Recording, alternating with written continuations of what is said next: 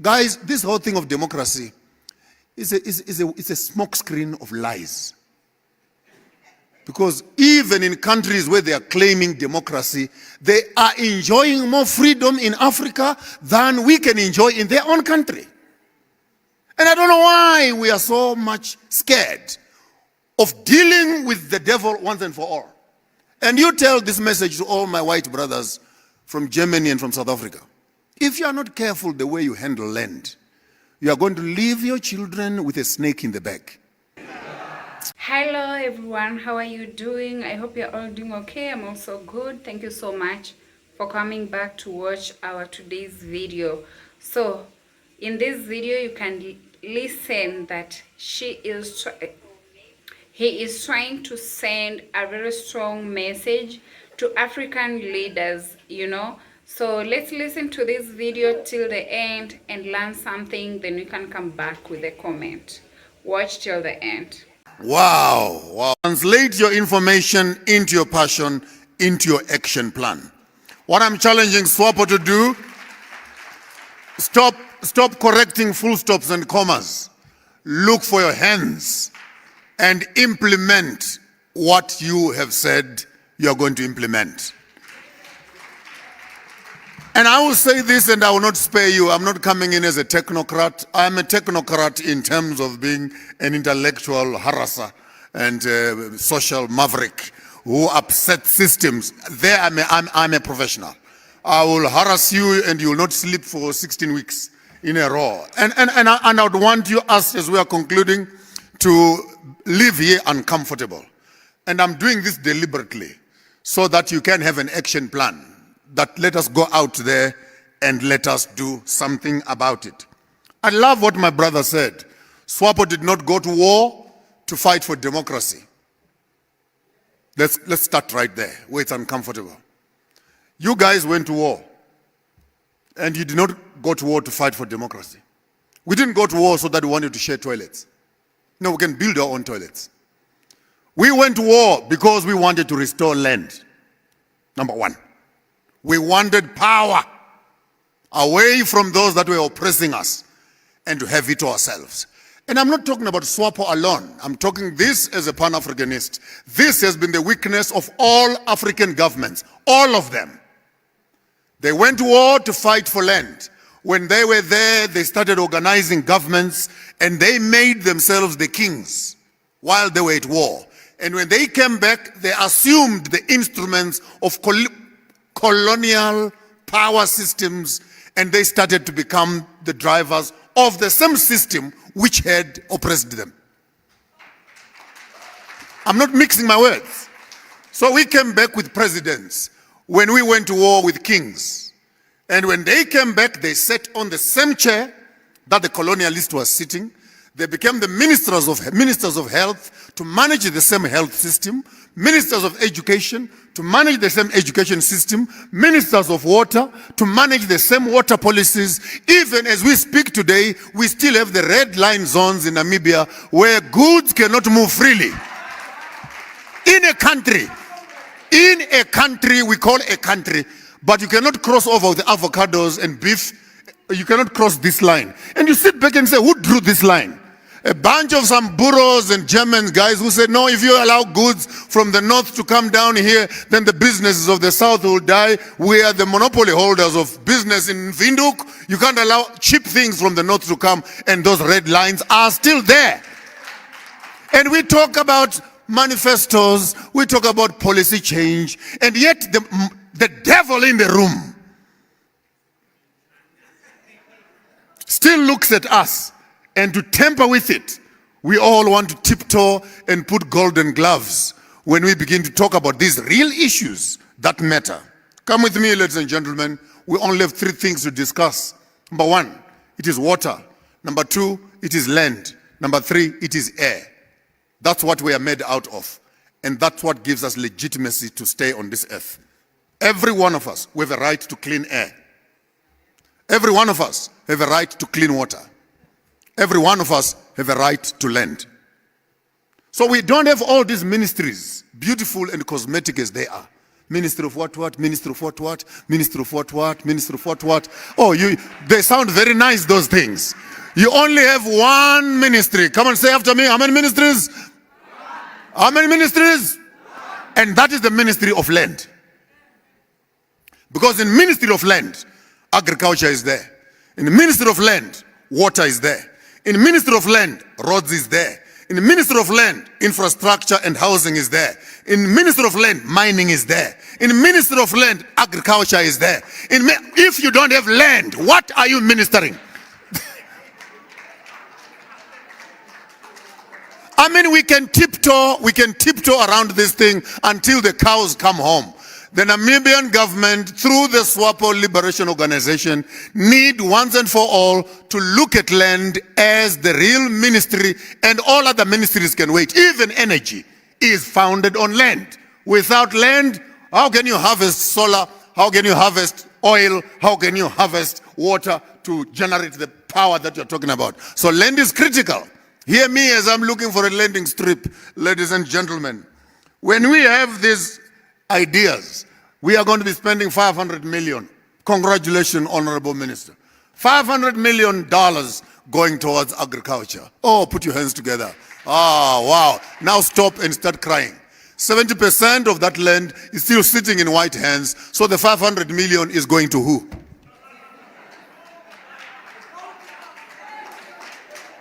Where is it going?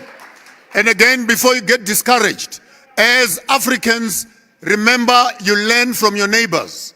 I'm coming to you from a radical space of Zimbabwe. Now you have an option, because South African policies of land are affected, number one, by Germany, number two, by South Africa, and your own Namibian policies. Shame to say, South African land, 72% of that land still lays and sits in white farmers. In Namibia, you're at 70%. So when you look at yourselves in terms of land, just consider that you are exactly where South Africa is. I'll address you as politicians. Because of the golden gloves around land, ANC broke into pieces. UDM, Likota's party, what do you call it? COPE. After COPE, EFF. After EFF, MK.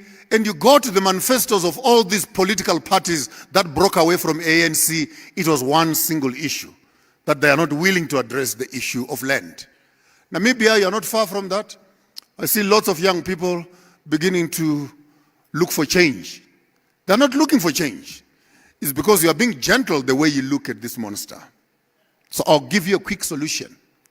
The quicker you address this issue, the better. Follow me carefully. We are going to do everything according to the rule of law. Congratulations. Whose law? The same Roman Dutch law that sent you to war is the same law you are trying to implement to fix it. Now let me teach you something like a criminal. Use the law, but use it to your advantage.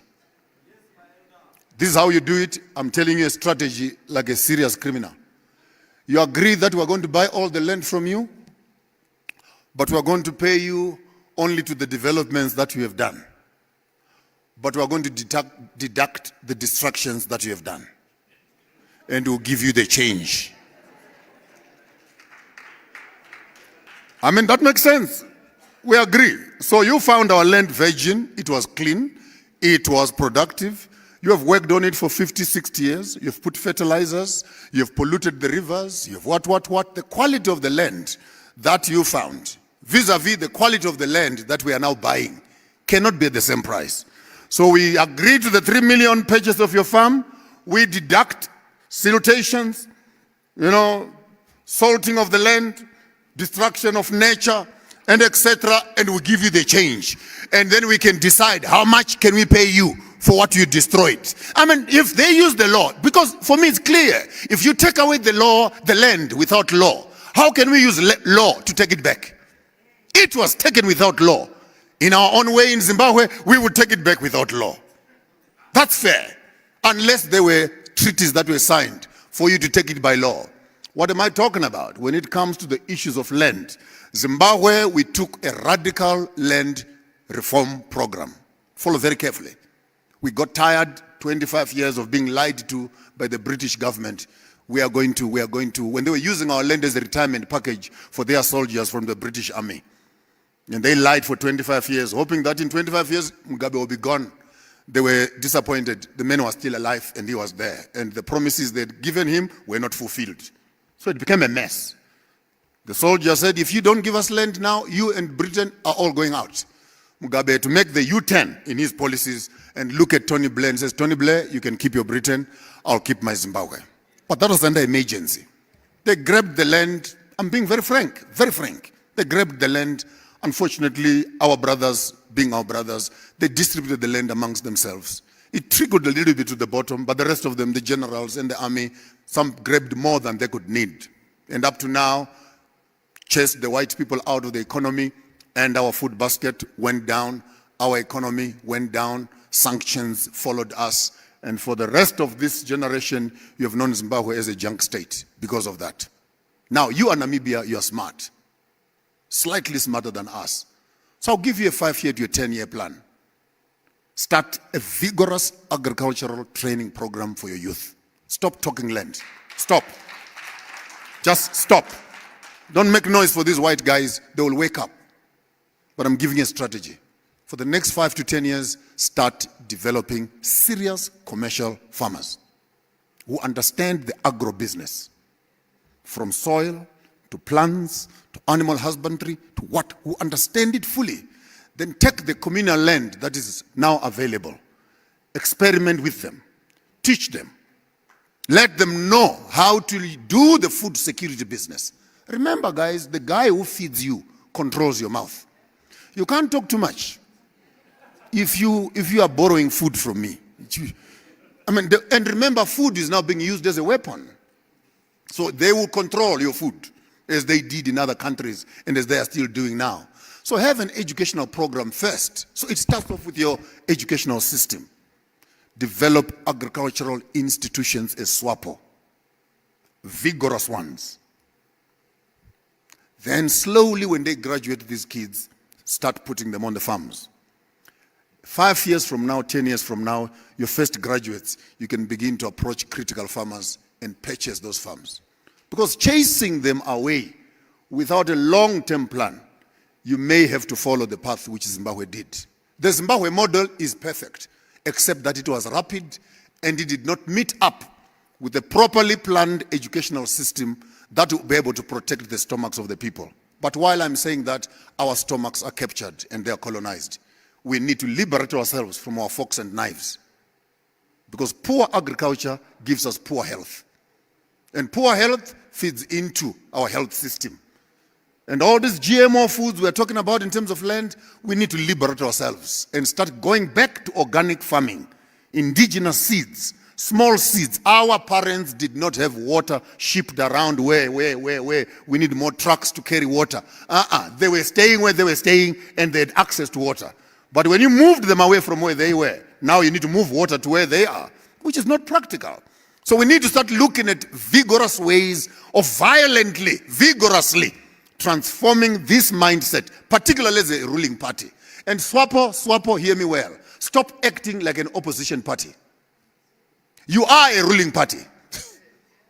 You are not an opposition party. Set the agenda items loud and clear, and let the rest of the nation follow your agenda as a nation and a ruling party. You don't have to constantly apologize and saying things to correct things. You are the leaders. So map the path, and the rest of the political parties and these ones who are backing on the side, they will follow your lead as you are the leaders yourselves. In conclusion, let me sit down, otherwise I'll talk until the cabs come home. You need to, again, lastly, to benchmark your land reform strategy and go to China, learn from China. No one owns land in China. The government owns land, we give you lease agreements. When you die and the lease expires, the land flows back to the owners, who is the state. Tanzania, Britain, you can own a little bit of what the Queen does not want, but the rest of it belongs to the crown. And if you don't like Britain, you can lift your house and go. The land remains as a property of the Queen. What is above your house belongs to us. What is underneath your house belongs to us. You only own what is on top of the house, which is basic. That is Britain. You visit UEA, Dubai, the king owns the land. Mine and etc. We belong. So, guys, this whole thing of democracy is a smoke screen of lies. Because even in countries where they are claiming democracy, they are enjoying more freedom in Africa than we can enjoy in their own country. And I don't know why we are so much scared of dealing with the devil once and for all. And you tell this message to all my white brothers from Germany and from South Africa. If you are not careful the way you handle land, you are going to leave your children with a snake in the back. Because these young people you see here, one day when they wake up and they ask each other, where is our land? After being to Australia and they are told you are illegal immigrant. They go to America and they are told you are an alien. They go to Britain and they are told you are a foreigner. And they come back home here and they are landless.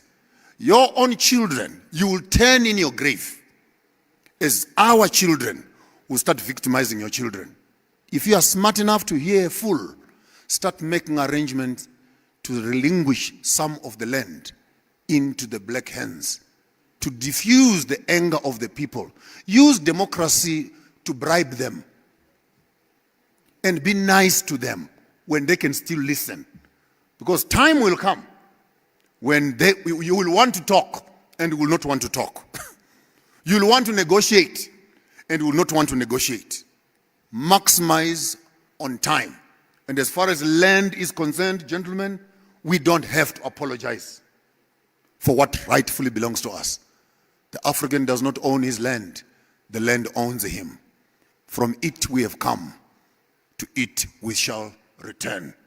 I owe my allegiance to the soil where I come from, because soil is spiritual. That's where my history is. That's where my forefathers are buried. I eat from it. I drink from it. My history is written in the land. And whoever owns my land owns my blessings. Because when it rains, God has blessed me. If I don't have access to land, I don't have access to existence. Therefore, every man must have two wives. The first wife is land. And the second wife is the one who will make children for you. If you don't have land, you don't have a right to reproduction.